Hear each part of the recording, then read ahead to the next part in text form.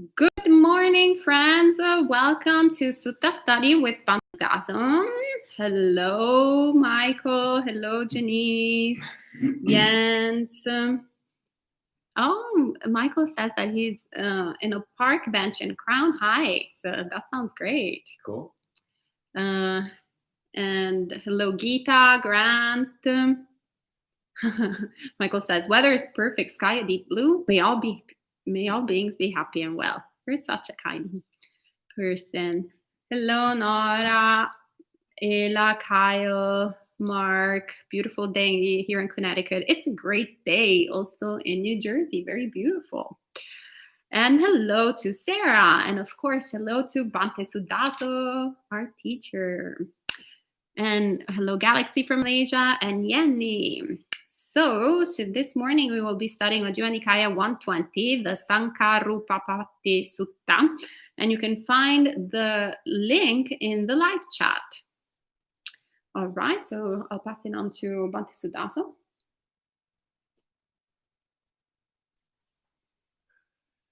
Namo tassa bhagavato arahato samma sambuddhassa. Namo tassa bhagavato arahato samma sambuddhassa. Namo tassa bhagavato arahato samma sambuddhassa. Buddhang dhammang sanghang namassami. Good morning, friends.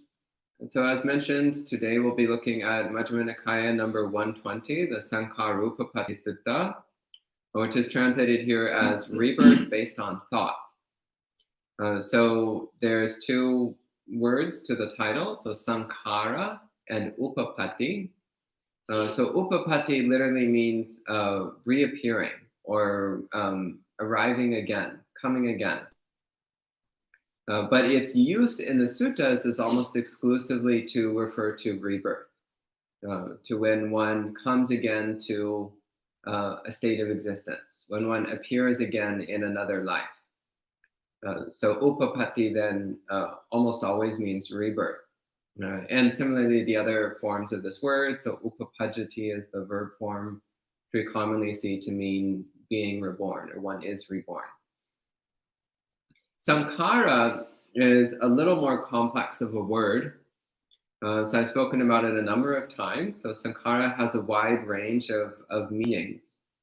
In its broadest meaning, Saṅkhāra means any separate object, whether physical or mental, any distinct phenomenon, anything which can be defined in terms of its relationship to other things. But the more narrow meaning which is commonly used is Saṅkhāra means mental formations, which includes thoughts, it includes aspirations, it includes emotions, it includes habits, it includes visualizations and memories, it includes all kinds of objects that appear in the mind, activities of mind. Saṅkhāra is also sometimes translated as activities. So mental activities. Saṅkhāra can also mean construct, which encompasses both sides of this. So here Saṅkhāra is translated simply as thought, but keep in mind that Saṅkhāra does have that somewhat broader meaning. In this case, it does appear to be referring to mental activities, mental objects, mental programs, rather than to all phenomena. But exactly, and in the suttas, it does seem to be referring more to thought, but it encompasses any kind of directed mental behavior. So this sutta is addressing the question of whether it's possible to determine your future rebirths, which is a question people ask very frequently. So as usual, I'll read through the sutta and give some explanations, and then at the end we'll have some discussion. The sutta begins. Thus have I heard. On one occasion, the Blessed One was dwelling at Savatthi, at Jeta's Grove, in Anathapindika's park. There the Blessed One addressed the monks. Monks, Auspicious sir, those monks replied to the Blessed One. The Blessed One said this: Monks, I will teach you about rebirth based on thought. Listen to this and carefully pay attention. I will speak. Yes, Bhante, those monks replied to the Blessed One. The Blessed One said this: Monks, here a monk has faith, morality, learning, generosity, and wisdom. He thinks, when I am separated from my body, after dying, may I be reborn as a wealthy aristocrat. He sets his mind to this. He resolves his mind on this. He develops his mind for this. Since his thoughts and behaviors are developed and frequently directed in this way, they lead to that kind of rebirth. Monks, this is the practice which leads to that kind of rebirth. So first off, notice that the Buddha begins by emphasizing the necessary underlying moral qualities. So he says that one must have faith, morality, learning, generosity, and wisdom. So one has to have this basic foundation of good karma, of good action, of morality, of this basic understanding of wisdom. One has to cultivate a lot of merit, a lot of good deeds, in order to build up sufficient merit power, you might say, to be able to determine your rebirth. So an ordinary, immoral, unwise person is not necessarily going to be able to determine their future rebirth. In fact, based on what we see in the sutta, they probably would not be able to. Even if they set their mind on a particular rebirth, if they lack sufficient merit power, if they lack the power of faith, morality, learning, generosity, and wisdom, then they're not going to be able to determine their future rebirth. They're just going to get whatever comes to them. And there's another sutta which I need to dig up one of these days. It's a sutta where a married couple come to the Buddha, and they say, they talk about how faithful and loving they've been to each other for the entire time they've been married. And then they say, and we want to be reborn together. In our future life, we want to be together again. How is this possible? And the Buddha says, well, it starts with morality and wisdom, and then you make the determination to be reborn together. And if both of you have the same commitment to morality and wisdom and the same determination to be reborn together, then you will be. So there also the Buddha emphasizes, first off, the necessity of having strong good merit as the basis for this. But then with that basis in merit, one can make this determination to determine one's rebirth. And that determination can have potency, it can have effect. So the example he gives here is someone who wants to be a wealthy aristocrat, which is a pretty low and not terribly admirable goal, but an incredibly common thing. Lots of people want to be wealthy aristocrats, probably because they think that will make them happy. Bad news, by the way, it usually doesn't work that way. Wealthy aristocrats are usually just as depressed as everybody else. But then, again, with this basis of merit power and one's aspiration, then one focuses one's mind very strongly on this goal. And with that combination of strong merit and strong resolution, one will receive that kind of desired rebirth. So there's actually a whole school of Buddhism which is built around this principle, the principle of rebirth based on thought. So the school of Pure Land Buddhism is based upon making the aspiration to be reborn in a world where conditions are really good for attaining enlightenment, where conditions are really good for practicing Buddhism. And one of the basic requirements for Pure Land practice is to have extremely strong faith, morality, learning, generosity, and wisdom. This is the basic requirement. So some people think that for Pure Land Buddhism, you just have to recite Amitabha's name a lot. But that's actually not true. If you don't have faith, morality, learning, generosity, and wisdom, then you can just say Amitabha a million times and you're not going to the Pure Land. There's no chance. You need to have that basis in merit in order for your rebirth aspiration to be effective. So then the Buddha carries on with some more examples. And advance warning, they're all following a very similar pattern. So once you know the first one, you've got a pretty good understanding of how most of the sutta is going to unfold. So I'm going to go through this fairly quickly. So the Buddha says, again, monks, a monk has faith, morality, learning, generosity, and wisdom. He thinks, when I am separated from my body after dying, may I be reborn as a wealthy Brahmin. He sets his mind to this, he resolves his mind on this, he resolves his mind for this.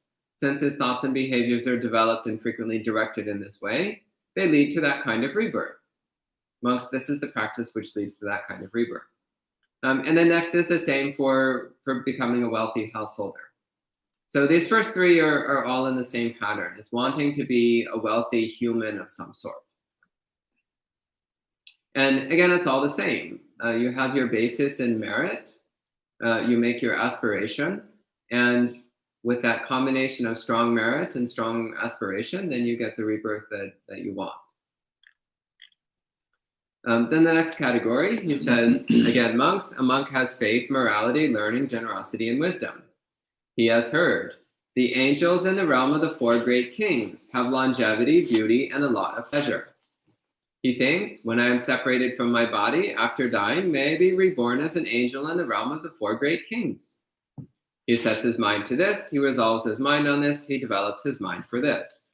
Since his thoughts and behaviors are developed and frequently directed in this way, they lead to that kind of rebirth. Monks, this is the practice which leads to that kind of rebirth. And then it's the same for all of the basic sensual deva realms. So the realm of the 33, the angels of time, so that's the Yama devas. The angels of contentment, Tusita devas. The angels who delight in creating, Nimanarati deva. The angels who control the creations of others, Paranimitavasavati deva. So going through all of the Kamaloka devas, the sensual devas. So basically the deva realms the sensual deva realms are relatively similar to the human realm, except way better, much nicer. They don't have the physical pains and difficulties that we have. They're not subject to deprivation in the way that we are. Their lives are not perfect, of course. They still have dukkha, but their dukkha is much more subtle than human dukkha. So the sensual devas, they live basically like the ideal sensual lives with very, very little difficulty and struggle. So far beyond the pleasure of even the wealthiest, most successful, happiest humans. So some people, when they hear about the heaven realms, they think, oh, I want to be reborn as a deva, as an angel in the heaven realms. And the Buddha says, well, you can do it. If you've got the merit, if you build up enough merit and you make a strong resolution, then you can be reborn as any of the sensual devas. Elsewhere in the suttas, he makes it quite clear that this is an utter waste of time, by the way. Elsewhere in the suttas, he makes it quite clear that to aim at heavenly rebirth is not a solution. It's not a long-term solution to our problems. It's only a short-term solution. It doesn't lead to enlightenment. It doesn't lead to wisdom. It doesn't lead to breaking free of dukkha. It's just a somewhat nicer form of life that we can live for a while. The Buddha is also clear in other suttas that we've all lived as every form of deva countless times.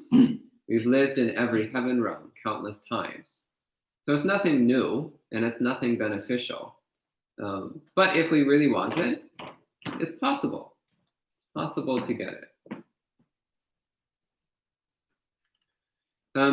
Then going into the Brahma realms, the Buddha says, again, monks, a monk has faith, morality, learning, generosity, and wisdom. He has heard, the Brahmas of 1,000 have longevity, beauty, and a lot of pleasure. Monks, a Brahma of 1,000 is pervasive throughout and focused on 1,000 worlds, as well as any beings that are reborn there. Monks, just as a person with eyes might pick up a piece of fruit in his hand and look at it, in the same way, monks, a Brahma of 1,000 is pervasive throughout and focused on 1,000 worlds, as well as any beings that are reborn there. The monk thinks, when I am separated from my body after dying, may I be reborn as a Brahma of 1,000. He sets his mind to this, he resolves his mind on this, he develops his mind for this. Since his thoughts and behaviors are developed and frequently directed in this way, they lead to that kind of rebirth. Monks, this is the practice which leads to that kind of rebirth.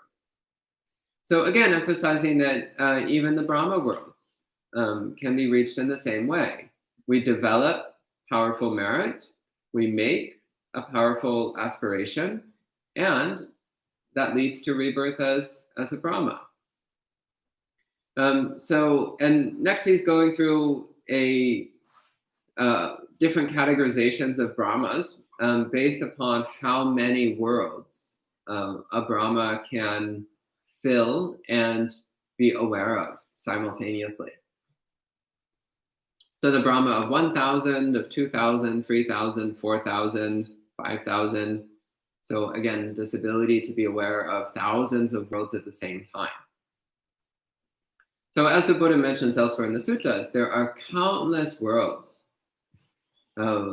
similar to this one in the sense that they have sentient beings living on them, human-like beings, animal-like beings, different varieties of devas. So there are countless worlds occupied by sentient beings, similar to us. Not exactly the same, of course, but similar enough that we can categorize them in the same way.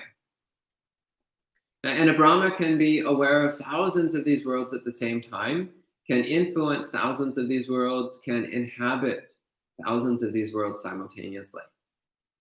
So for some people, that sounds really appealing.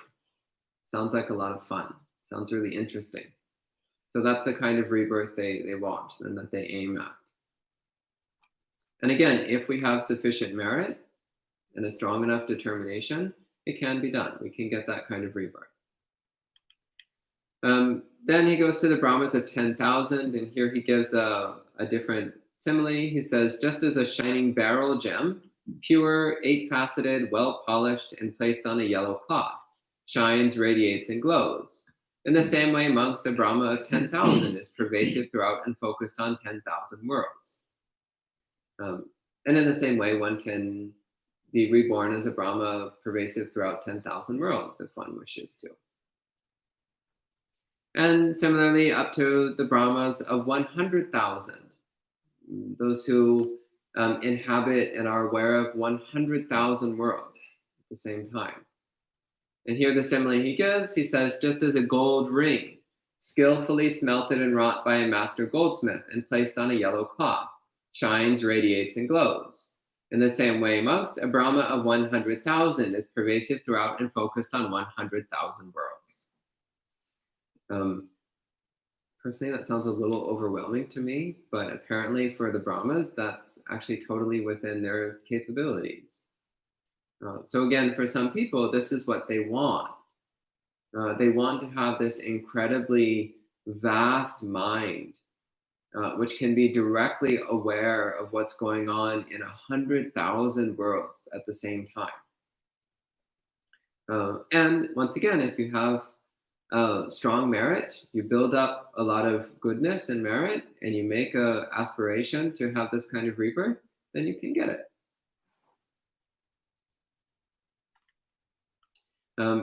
Then the Buddha goes into some more categories of devas. He says, again, monks, a monk has faith, morality, learning, generosity, and wisdom. He has heard the luminous angels, the limited luminosity angels, the immeasurable luminosity angels, the luminosity stream angels, have longevity, beauty, and a lot of pleasure.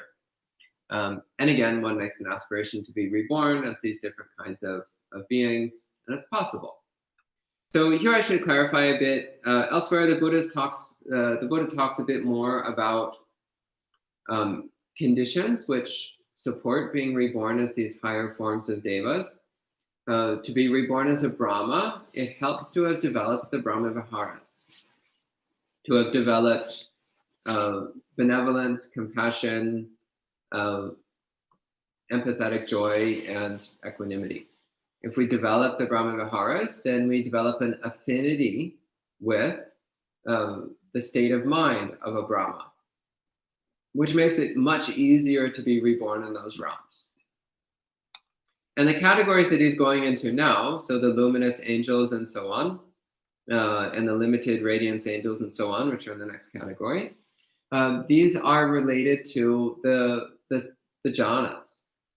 So it's much easier to be reborn in these particular heaven realms if one experiences jhana, if one cultivates the practice of deep samadhi, of strong samadhi, completely unifying the mind and samadhi, then it's much easier to be reborn in these very high heaven realms, which are above the Brahma realms. So the next category is the limited radiance angels, the immeasurable radiance angels, the pervasive radiance angels. So all of these, once again, can be reborn in through aspiration. But it's much easier if one already has cultivated jhana practice, has developed strong samadhi. Next, he's starting to get into the formless realms. So then he says, again, monks, a monk has faith, morality, learning, generosity, and wisdom.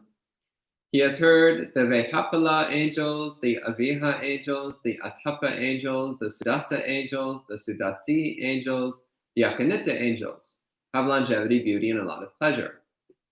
And he gives the same practice of resolving upon being born there. This is starting to get a little peculiar because these realms he's listing are the pure abodes, which usually in the suttas, it's clearly stated that to be born in the pure abodes as a pure abode deva, one must first attain at least the stage of non-returner. So one must attain at least the third stage of enlightenment. So it's possible we can lump that under the category of wisdom, that one must have sufficient wisdom, namely the wisdom of a non-returner, in order to be reborn in those realms. But it's not specifically stated in this sutta, which is an interesting anomaly about this sutta, but not one that I think is worth dwelling on, because once again, this is clearly explained everywhere else in the suttas, that to be reborn in these particular deva realms, one must be a non-returner. One must cultivate the wisdom of a non-returner first. And the names of these deva realms are not translated because most of them are not translatable. These are proper names which are not, they don't have meaning on their own. Or their meaning can be extrapolated only to a certain point. So rather than attempt to translate the names of these realms, because it is possible to try to come up with a literal meaning for these names, but it's really beside the point because in the Pali Canon, they are only used as the names for these realms. Then the next category, he says, again, monks, a monk has faith, morality, learning, generosity, and wisdom. He has heard the angels in the domain of infinite consciousness, the angels in the domain of infinite space, the angels in the domain of nothingness, and the angels in the domain of neither perception nor non-perception have longevity, beauty, and a lot of pleasure. Once again, he makes the aspiration to be reborn as that kind of being. So again, these are realms of being which are much easier to be born in if one cultivates the corresponding form of samadhi. So there is the samadhi of infinite consciousness, and the samadhi of infinite space, and the samadhi of perceiving nothingness, and the samadhi of neither perception nor non-perception. So these are meditation practices that can be developed as humans. And if we develop those samadhi states, then it forms an affinity with these states of being. It makes it much easier to be reborn in those particular heaven worlds. One other anomaly in the sutta, which is worth pointing out, is that here the Buddha does not mention the asanyi deva, the impercipient or unconscious devas, which would round out this description of all the realms of being. For some reason, it's not listed in this sutta. I'm not sure why, because there are some people who want to be reborn as the unconscious devas, the sleeping devas. I don't. I'm not the least bit interested, but some people really want to be reborn as a sleeping deva. I don't get it. But anyway, it's not mentioned here, even though that's part of the standard list of deva realms. It's not mentioned in this particular sutta. But then finally, the Buddha says, again, monks, a monk has faith, morality, learning, generosity, and wisdom. He thinks, from the elimination of the corruptions, may I attain and dwell in the incorruptible mental liberation by wisdom, having personally realized it here and now with higher knowledge. He attains and dwells in the incorruptible mental liberation by wisdom, having personally realized it here and now with higher knowledge. And he says, monks, this monk is not reborn anywhere. So the final one here is the attainment of enlightenment. It actually starts with the same thing: faith, morality, learning, generosity, and wisdom. The same basis of merit, of good deeds, of cultivating wholesomeness. And then the aspiration for enlightenment. But then one practices. One cultivates and dwells. One cultivates the elimination of the corruptions. So removing the defilements of one's mind, so that one can dwell in a mind which is free of defilements, a mind which is free of delusion, a mind which is incorruptible, a mind which is not corrupted. A final peculiarity about the sutta is this last statement where the Buddha says this monk is not reborn anywhere. So na kattaci upapajjati. Because this, again, elsewhere in the suttas, the Buddha quite clearly states that a being who attains full enlightenment cannot be defined either as being reborn or as not being reborn. That the term upapajjati does not apply to an enlightened being, but the term not upapajjati also does not apply. So in other words, they are reborn is not a valid statement. They are not reborn is also not a valid statement. So I suspect the reason why the Buddha makes this direct statement of saying this monk is not reborn anywhere is to form a contrast with all the previous statements. So all the previous statements are about wanting to be reborn in some state of existence. I want to be reborn as a wealthy aristocrat. I want to be reborn as an angel of the 33. I want to be reborn as a Brahma of 10,000. I want to be reborn as a luminous deva. Like we have these, well, I want to be this state of existence. I want to be that state of existence. I want to be this or that. I want. So Ajahn Chaganando, this lovely monk who I've known for a long time,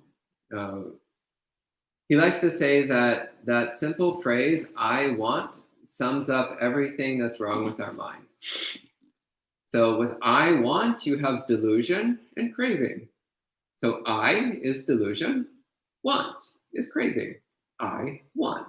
That's the basic summary of all of our dukkha. I want. So I want to be reborn as this or that. Well, that's just ego. That's just self-centeredness. That's just me. I want. So an arhat is someone who has completely eliminated I and completely eliminated wanting. So they no longer want to be reborn as anything in particular, but they also don't want to cease being reborn. They don't want to exist as anything, but they also don't want to non-exist. They're not seeking either existence or non-existence. So in that sense, they're not seeking rebirth in any state of being. They're not seeking rebirth as anything in particular. And they're not bound to any particular state of existence. So in that way, it's accurate to say that they're not reborn anywhere. But we need to be careful not to misinterpret this statement to mean that an arhat ceases to exist after death, because the Buddha rejects that viewpoint over and over and over throughout the suttas. He rejects the viewpoint that an enlightened being ceases to exist after death. He also rejects the viewpoint that they continue to exist after death, which is when we get into one of these really fun aspects of Buddhist philosophy. But I think I won't go into that in more detail at this time. So wrapping up the sutta, he says, this is what the Blessed One said, satisfied, those monks delighted in the Blessed One's speech. So pretty straightforward sutta. If you have any questions or comments, please go ahead and put them in the live chat and we'll talk about it.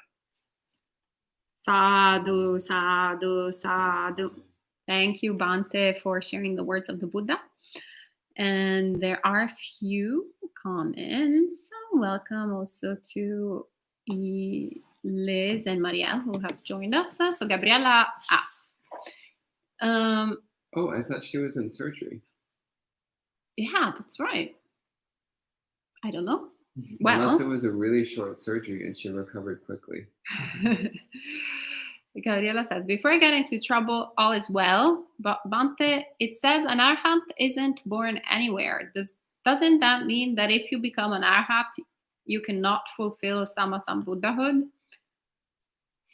So once again, was that typed in before I started talking about Yes. this? Oh, okay. Well, I think I already answered that question. And Marielle asks, so if you have good merit, faith, wisdom, and determination, what you say can become true. Is it only applicable to rebirth, or it could also apply to things in this life? I would say that it also applies to things in this life to a certain extent.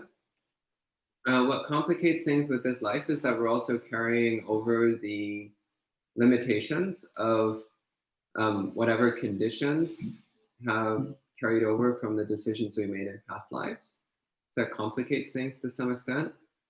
But yeah, I would say that if we have faith, morality, learning, generosity, and wisdom, and we have strong determination, then that does mean that we have a good chance of getting what we want. Maya says, I would prefer to be reborn in a deva-like life in earth. I would then have more access to more power, which can allow me to help others while also be in the perfect terrain. So one day get closer to enlightenment. I think that your motives there might be a little bit mixed up with craving, possibly. And maybe a bit of delusion as well. So I would recommend looking a bit more closely at that. I'd recommend making a more pure aspiration, such as, if I do not attain awakening in this life, may I be reborn close to the Dharma. May I be reborn in a situation where I can be of benefit to others. May I always be able to support and help those in need. And may I make swift progress towards awakening. Something like that. That's a bit more pure aspiration, rather than, I want to be reborn as a wealthy, powerful human. That would be like so awesome. And I could also help some people and stuff. But yay, well, so cool. Yeah, so be careful. Make a pure vow, a wholesome vow. Okay. This reminds me when I actually heard of the sleeping deva, and I was really excited about eons of sleep and rest in the divine abodes. But then everything is impermanent. It's dukkha, and you're still unenlightened. I like the streaming radiance name is the best. That just sounds badass. Streaming radiance. Well, I'm shinier than you. No, I'm shinier. Well, look how shiny I am. I just like the whole, let's relax for a few eons for a little while. Eyes. And Michael says, even though the sutta doesn't tell us, each successive celestial realm affords a longer lifespan if long life turns you on. That's true. That's true. Jens asks, Bante, what role does karma from previous lifetimes have one's current wishes or directed thought towards rebirth in a higher realm? Very good question.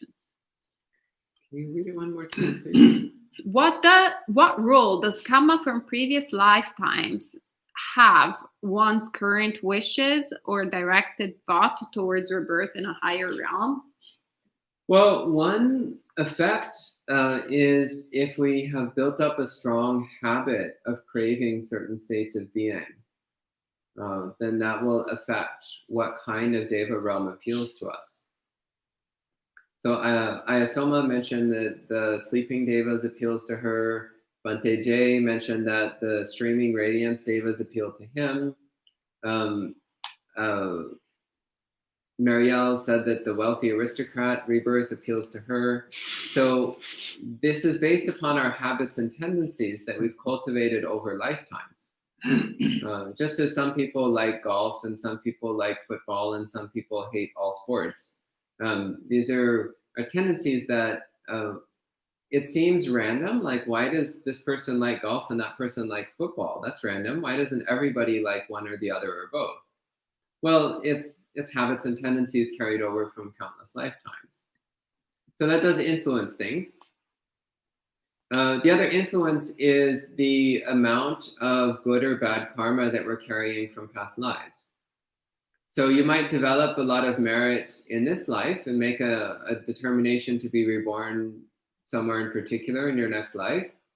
But if you're carrying a strong weight of bad karma from previous lives, that might take precedence. That might overpower your merit and vow of this life. Okay. And yes, it's also asking, if a person did not have good karma from previous lifetimes, would they be able to develop faith, morality, learning, generosity, and wisdom? That's another important point.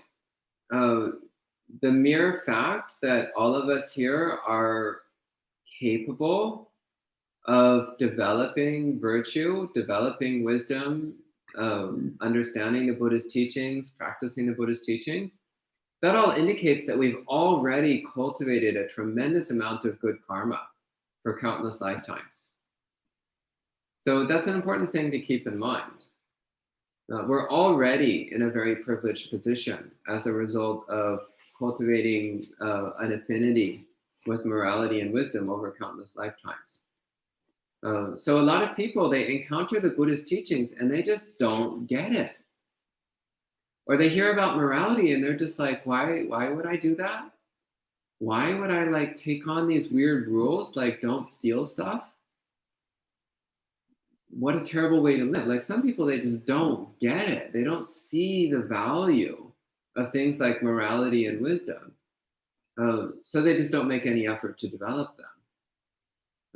And it's only, for people like that, it's really difficult to build up good karma. It's really difficult to build up merit.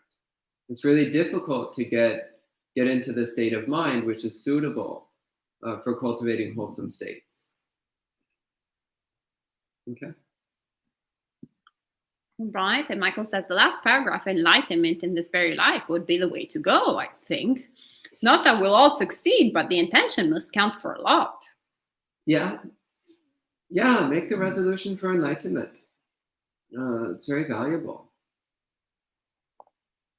And Grant asks, why do I feel uncomfortable wishing for another rebirth, regardless of the type of rebirth?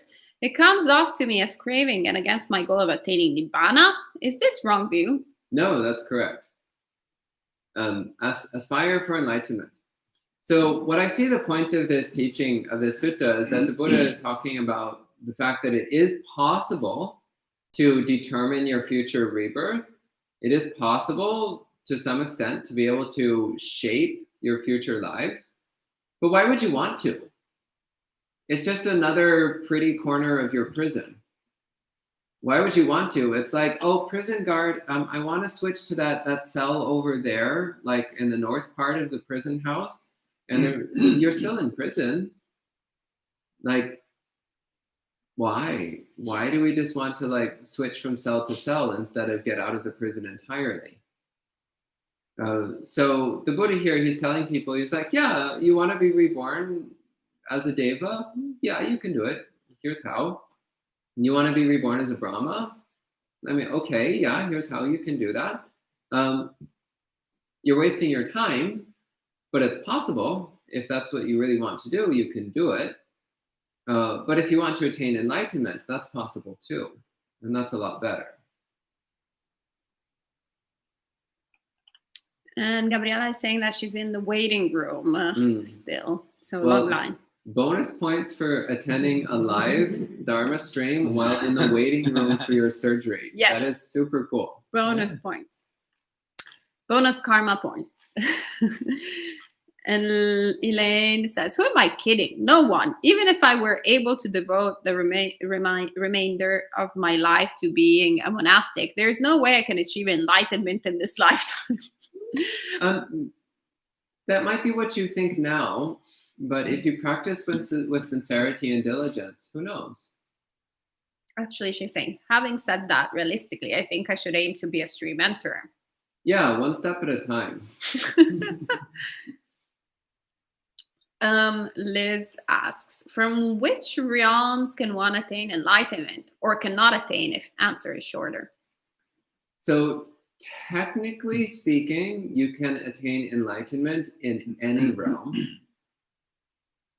Practically speaking, the easiest realm is the human realm. And the next easiest are the Deva realms immediately above the human realm. So humans and sensual devas, those are the ones who have the best shot at awakening.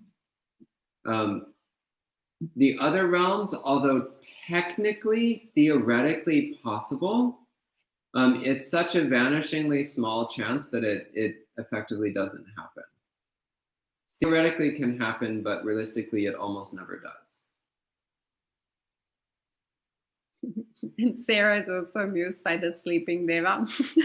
It's like, oh, so sleeping sounds good.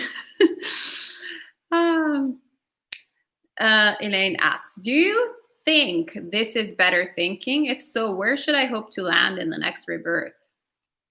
I think the streamentary she was talking about. Oh, yeah. Well, again, just make the vow. May I always be reborn in conditions conducive to Dharma practice. May I always be reborn close to the Dharma. May I always be reborn with access to good Dharma teachers, to good places to practice, to supportive conditions for practice. Make aspirations like that. Don't get caught up on the details. Like, may I be reborn with good conditions to practice as a wealthy aristocrat in Puerto Rico on the north side of the island. It's like, that's way too specific. It shouldn't matter where or what realm or what social status or what kind of being even, as long as you have good conditions for practicing Dharma.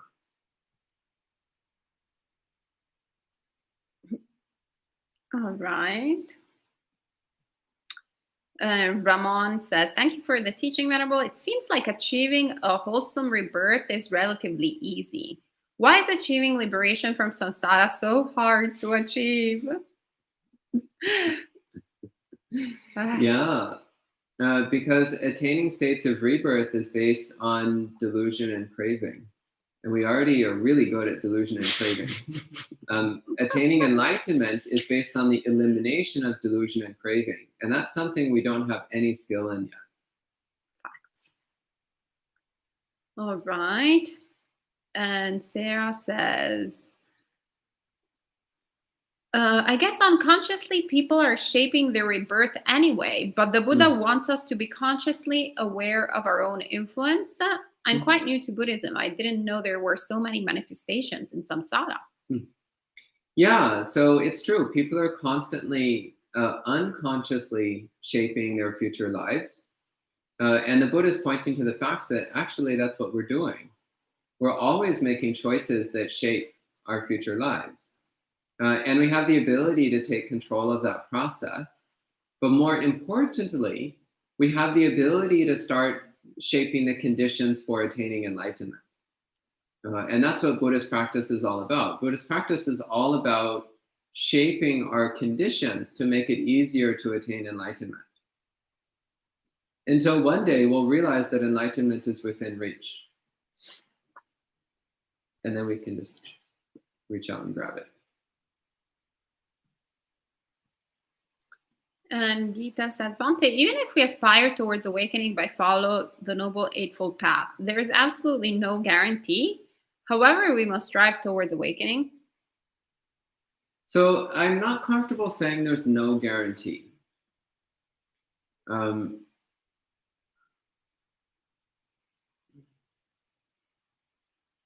There's an interesting sutta where somebody asked the Buddha, will everyone eventually attain enlightenment? And the Buddha refused to answer the question. But what he did say is he said, everybody who attains enlightenment will do so by following the Noble Eightfold Path.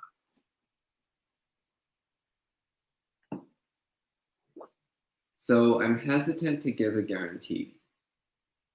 But I will say that if you follow the Noble Eightfold Path, then that's the way to get to enlightenment. And I would say that if you follow the Noble Eightfold Path completely and sincerely, then that does guarantee enlightenment. Great. Okay. So let's practice it fully and intensely. And Sally says, after hearing that aim at wholesome rebirth is a waste of time, I felt like whatever I'm aiming now every day is kind of a waste of time too. Any thoughts? Yeah, it's true. Yeah. Yep. Basically, anything which is not aimed at enlightenment is a waste of time. It's true. Though some things are about getting by, and we're getting by so that we can keep practicing for enlightenment. An example of this is that you might need to go to work in order to buy food so that you stay alive so you can keep practicing. So of course, going to work is not necessarily going to help you attain enlightenment, but it indirectly is helping because it's making sure that you can buy food and stay alive and healthy. So you can keep practicing. But yeah, it's true. Most of what we do doesn't have anything to do with the path to enlightenment. So if we get caught up in these insignificant things and we believe that they're important, then that's an obstacle. We always need to keep in mind that our goal is enlightenment, and that's the most important thing. And everything else is only meant to support our path to enlightenment. That's it. And Mark is asking, what about helping others? Should we go for enlightenment first and then see what plays out? Well, this is one of the long-standing debates in Buddhism. And there's two basic viewpoints. One is that you should aim for enlightenment as quickly as possible because that's how you can be of the most benefit to others. So once you've purified your own mind, then you can be of a lot more benefit in helping others. The other perspective is that by helping others, you are cultivating the conditions which will make it easier for you to attain enlightenment as well. So the second perspective is that it's not really separable. You can't really separate helping others from cultivating the path to enlightenment. You can't really say that they're two different things. And honestly, I think that the second perspective is much closer to what the Buddha speaks about in both the Theravada and the Mahayana systems. So yes, cultivate the path to awakening so you can be of more benefit to all beings, but also cultivating compassion and generosity and helping other people is part of the path to enlightenment. It's not something separate that you do while delaying the path. It is part of the path.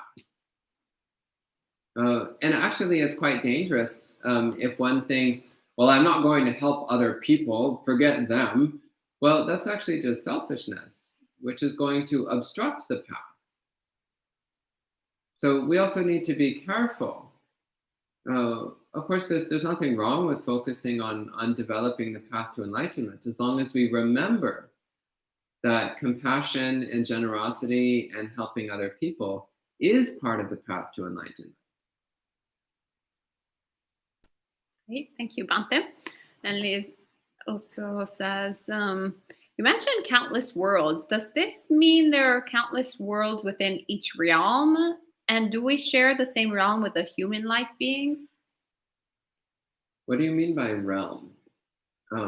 So I tend to think of this in more physical terms, first of all. So like when it talks about the Brahma of 1,000 and 5,000 and 10,000, 100,000 and so on, I actually think of it as like 1,000 planets. So there's this planet Earth, and then there's Earth 2 and Earth 3 and Earth 4, and they probably have other names, all the way up to Earth 100,000.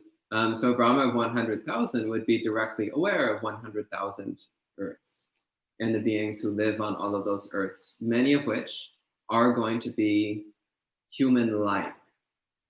Not necessarily exactly like this body, but similar in characteristics. You have a thought? I just wanted to add to that. Bhante Sujato's translation says a galaxy of 10,000 solar systems. That's what he Okay. says. Yeah, I mean, that's a more interpretive translation, but it's yeah, I see where he's going with that. And similarly, I also see there as being parallel universes. Based on the Buddha's teachings, it seems clear that there are countless parallel universes as well, each of which has its own galaxies and solar systems and planets and beings living on many of those planets as well. So then the description of realms of being, so animals, humans, sensual devas, Brahma devas, formless devas, I see as being general categories of beings based upon their overall characteristics. So human is more a set of characteristics which describes a certain kind of being. It's not specifically referring only to Homo sapiens sapiens as living on this planet right now, but rather it's referring to all beings anywhere that have human characteristics, whether they're on this planet or another galaxy or even another universe. And the same with each of the others. So like the Tusita Deva, that doesn't just refer to the Tusita Devas that live around here, but also to all the Devas in any world, in any universe, which have similar characteristics to Tusita Devas here. Does that make sense? All right. And Sunny says, so as long as we know it's for enlightenment, helping ourselves and helping others are actually not much difference, right? Yeah, the Buddha states this quite clearly in the Simile of the Acrobats. In the Simile of the Acrobats, the Buddha says, when you help others, you help yourself. When you help yourself, you help others. Quite clear. It was actually really amusing. When I was in Taiwan last summer, at one point I was debating with some monks about Theravada and Mahayana. And of course, they were trying to convince me about the inferiority of the Hinayana, which I found quite amusing because they actually had no idea what they were talking about. So I quoted the Simile of the Acrobats, and they were shocked. They were like, that is in the Theravada Suttas, but that is Mahayana. And I was like, yeah. Yep. Anyway, Simile of the Acrobats. When you help yourself, you help others. When you help others, you help yourself. Great. Yep. All right. As Liz says, totally makes sense. Though awesome, mind-blowing. Awesomely mind-blowing. Yeah. All right. And with this comment, I think that's all for this morning. Thank you, Bhante. Sadhu. Sadhu. Sadhu. And Sally says, Simile of Acrobat, anyone could help me on the Sutta number. you can send us an email and we'll Yeah. give it to you. I'll All also right. make a note to talk about that sutta one of these days. Oh, yes, we can do it on Sutta study. All right. Well, have a great